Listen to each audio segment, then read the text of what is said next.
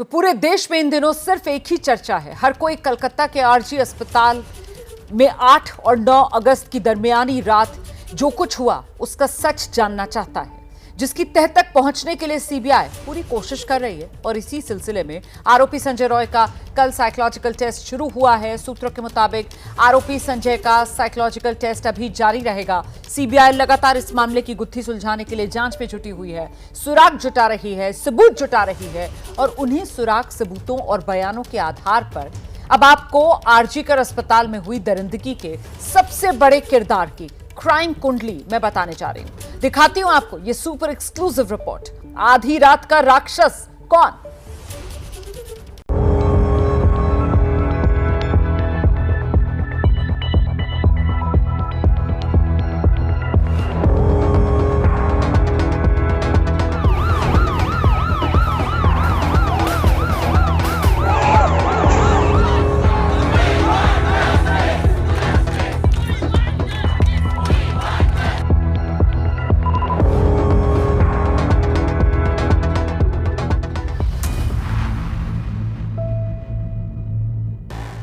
कोलकाता का आरजीकर अस्पताल, जिसकी दीवारें बोल पाती तो गवाही देती कि उस रात अस्पताल में इंसान के भेष में एक शैतान आया था, जिसे तब किसी ने नहीं देखा जब डॉक्टर बिटिया से दरिंदगी कर रहा था। वो हैवान जिसने देश की बेटी की चीखों को किसी के कानों तक नहीं पहुंचने दिया। वो जल्लाद जिसके हाथ एक अबला के जिस्म को नोचते एक पल को भी नहीं सहमे। और वो राक्षस कोई और नहीं बल्कि ये शख्स था। नाम संजय रॉय, उम्र 35 साल, जुर्म लेडी डॉक्टर से रेप और हत्या का इल्जाम।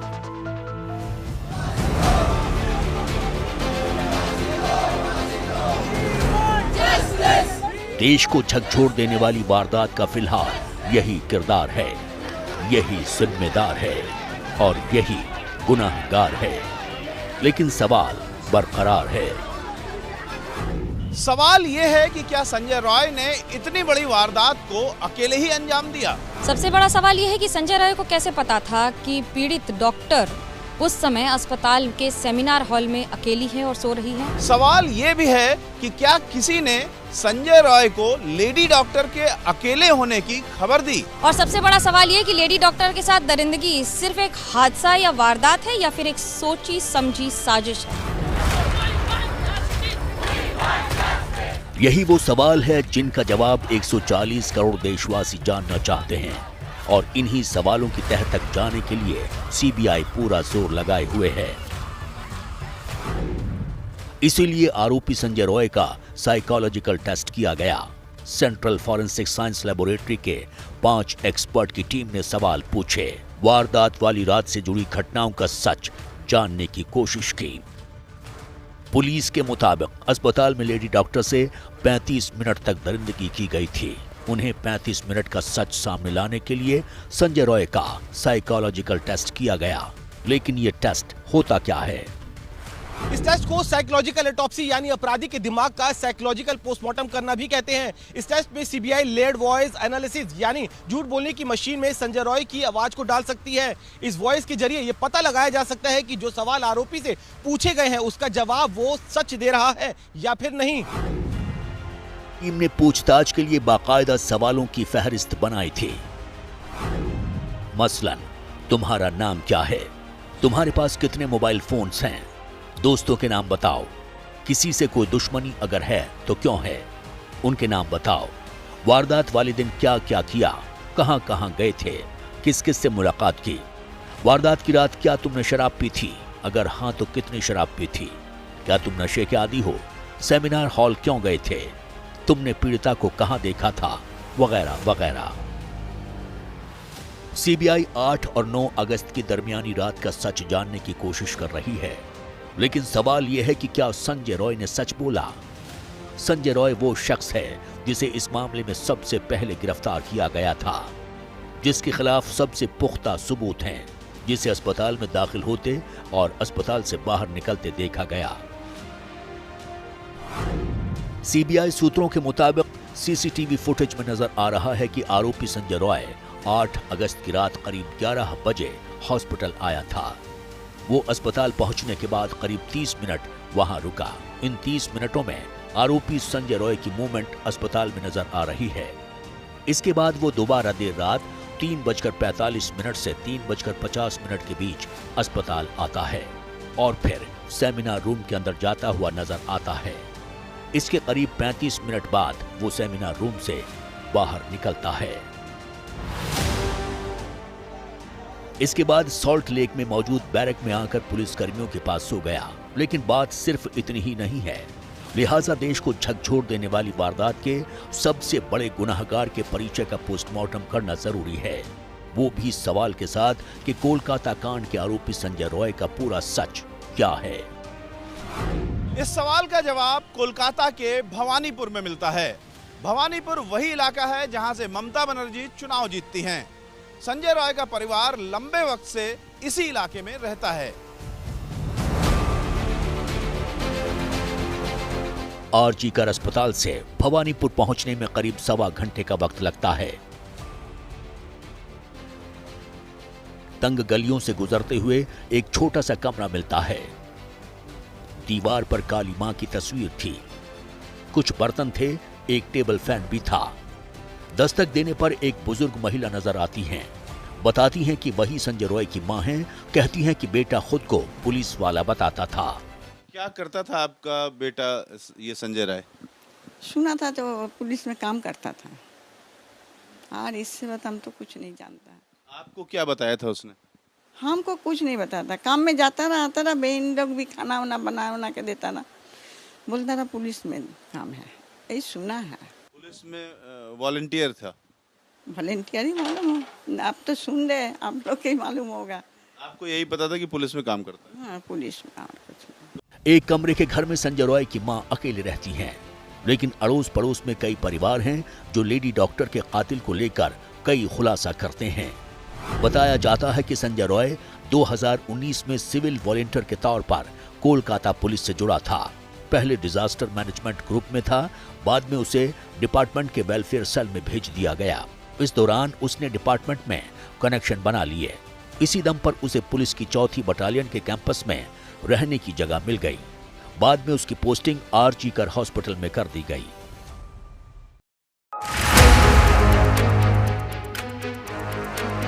संजय रॉय जो टी शर्ट और टोपी पहनकर घूमता था, उस पर कोलकाता पुलिस छपा था।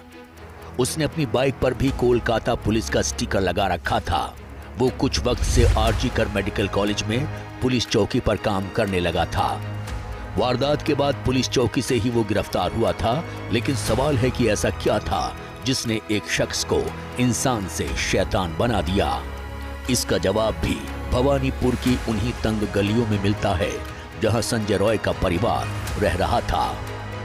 8 दिन हो गया, 10 दिन हो गया, कोई फैसला नहीं, कोई मिছিল नहीं है, कुछ नहीं हो रहा। बोलना बेकार ही है ना, देश में झमेला बजा, तंगी हो रहा।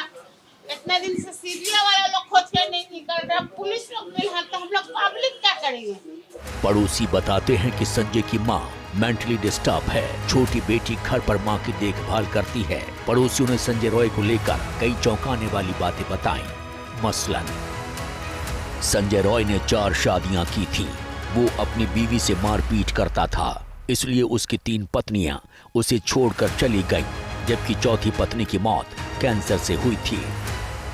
कुछ पड़ोसियों का तो ये भी दावा है कि संजय ने 4 नहीं बल्कि 5 शादियां की थीं, लेकिन क्लेश की वजह से कोई भी पत्नी उसके साथ नहीं टिकी और छोड़कर चली गई।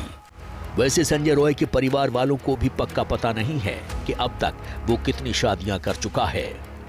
शादी के तो कोई न्यूज़ ही मेरे पास नहीं थे। मतलब और भी ये होता है ना कि यहाँ सभी को पता है कि इन लोग के साथ किसी तरह कोई रिलेशन नहीं है, इसलिए उन लोग भी वहाँ का चर्चा खूब एक मेरे साथ बोलते भी नहीं थे, क्योंकि ये तो अजब बात होता है ना कि बातचीत नहीं है, फिर उन लोग के बात हमको क्यों बोले, तो उन लोग भी खूब एक बोलते नहीं थे। ऐसा जब बच्चे मेरे छोटे थे, कारपूल से छोड़ने जाते, उस टाइम तो बच्चे छोटे, कारपूल में जा रहा था, तो जाते समय हम 2 बार 2 वाइफ को देखे हैं। एक बार पहले एक औरत को देखे बैठी हुई, तो हम पास में ही पूछे कि ये कौन है, बोले ये तुम्हारा भाई शादी किए हैं, उसके वाइफ है। फिर बहुत दिन बाद फिर एक बार एक औरत को देखे, वो अलग, तो मेरे मन में डाउट हुआ कि पहले तो कोई और रहती थी, ये कौन है। तो फिर पास में पूछे तो वो बोले कि तुम्हारे भाई दोबारा शादी किए हैं, माने तुम्हारे भाई को वाइफ है। बोले पहला वाले बीवी बोले उससे छोड़ा छोड़ी हो गया है। बस यही तो मुझे पता था। अब वो दिन शनिवार के दिन जो न्यूज़ आया टीवी पे, तब मुझे पता चला कि उसके 4 शादी हुए थे। तो हम तो 2 ही देखे हैं, तो इसलिए हम कुछ बोल नहीं सकते। संजय रॉय 4 बहनों के बीच इकलौता भाई है। सबसे बड़ी बहन संजय के घर से कुछ ही कदम की दूरी पर रहती है, लेकिन करीब 15 सालों से दोनों की बातचीत बंद है। संजय ने कभी उसे अपने घर नहीं आने दिया, क्योंकि बहन ने अपनी मर्जी से शादी की थी। अपना भाई है, पर फिर भी गलत जो होता है तो गलत है ना। अगर वो ये काम किया है तो सरकार आइन जो सजा उसे दे, मंजूर है। क्योंकि गलती हम करेंगे तो सजा भी तो लेना ही पड़ेगा ना। आप चाहेंगी कि जो दोषी होता है उसको हमेशा सजा होनी चाहिए, ऐसे मामले में संजय को फांसी हो, ये आप चाहेंगी? देखिए, अब ये न्याय मानने के लिए अगर वो दोष किया है तो हाँ बोल सर। हाँ, अगर दोस्त किया है तो कोई भी बहन नहीं चाहती कि उसके भाई के साथ ऐसा हो, मगर क्या करे बोलिए। अगर वो इतना निष्ठुर काम इस तरह से एक लड़की के ऊपर किया है तो जरूर सजा होना चाहिए। जो सजा दे सरकार, आइन जो ठीक लगे वही कर सकते हैं। मुझे कुछ नहीं बोलना। हर गलत का तो अंजाम गलत ही होता है ना। वो क्यों किया ऐसे, क्या सोच कर किया? वो डॉक्टर थी, आज हम लोग नहीं ना काम आती। वो देश का भविष्य, ऐसा होता नहीं है। क्या कि पूरे देश को झकझोर देने वाली इस हैवानियत की पूरी कहानी बेहद हैरान करने वाली है।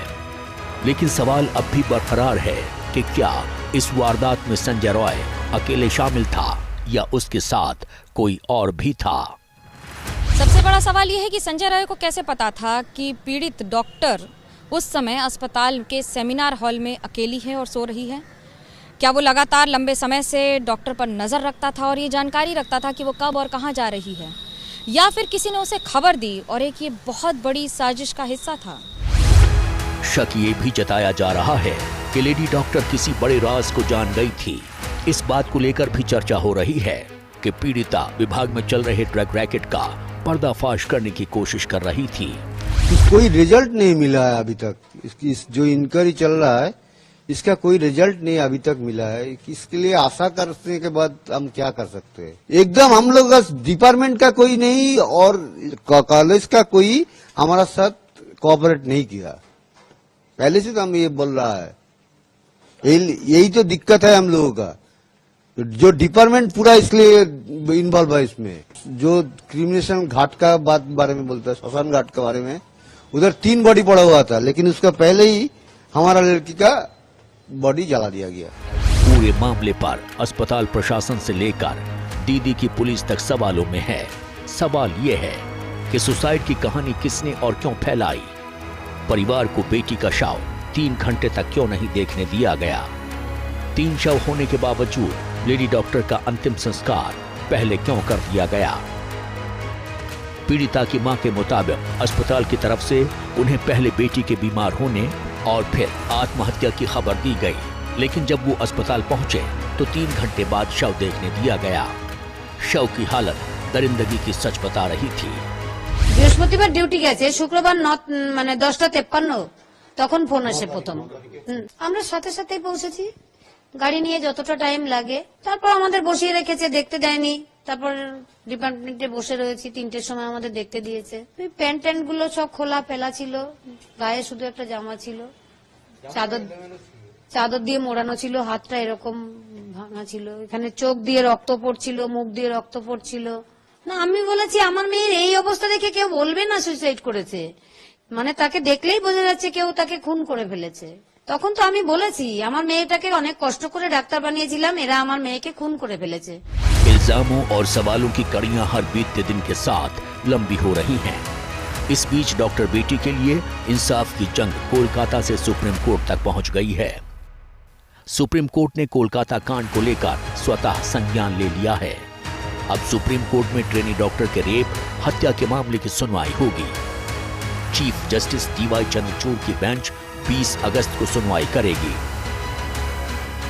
20 अगस्त को सुनवाई के लिए तय मुकदमों की सूची में ये केस 66वें नंबर पर है, लेकिन उसमें विशेष उल्लेख है कि पीठ इसे प्राथमिकता पर सुनेगी।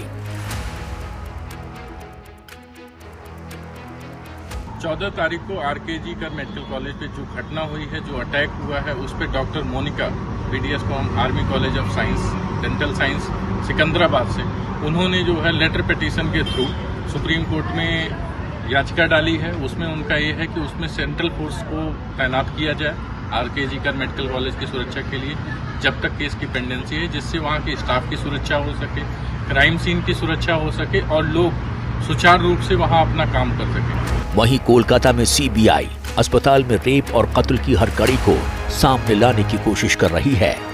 कॉलेज के प्रिंसिपल से सवालात का सिलसिला जारी है तो साइकोलॉजिकल टेस्ट में संजय रॉय के दिमागी जहर का पोस्टमार्टम किया गया है। लेकिन सवाल ये है कि समाज में जब तक ऐसे राक्षस मौजूद रहेंगे तब तक बेटियां कैसे महफूज रह पाएंगी। जाहिर है कोलकाता की निर्भया के इंसाफ तक ये जंग जारी रहेगी।